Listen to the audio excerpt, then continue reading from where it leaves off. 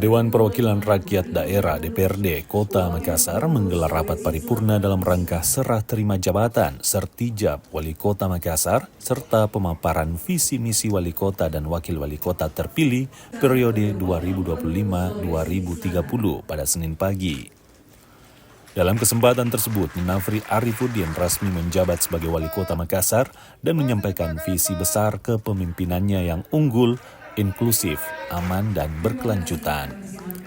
Dalam pidatonya, Munafri menegaskan bahwa konsep mulia akan menjadi arahan pembangunan Kota Makassar selama 5 tahun ke depan.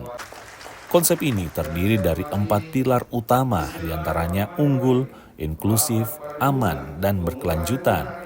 Pilar unggul berfokus pada peningkatan kualitas pendidikan, ekonomi, infrastruktur, dan layanan publik.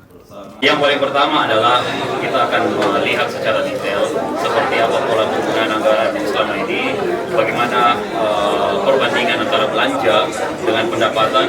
Ini yang harus kita press, membuang beberapa anggaran-anggaran yang selama ini menurut kami merupakan sebuah pemborosan yang besar.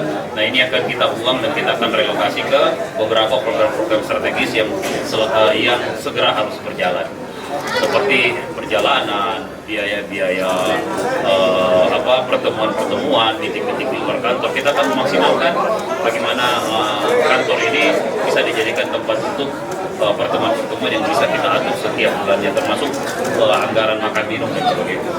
Berapa persentasenya Pak efisiensi akan? Kita baru menghitung dari tim transisi sudah jalan, ini mungkin difinalisasi dalam minggu ini, sehingga akan menentukan berapa besar angka yang bisa kita save dari situ. Kalau ini kemungkinan besar, kemarin dari draft yang ini kurang lebih hampir sudah 300-an yang bisa kita bisa efisiensikan.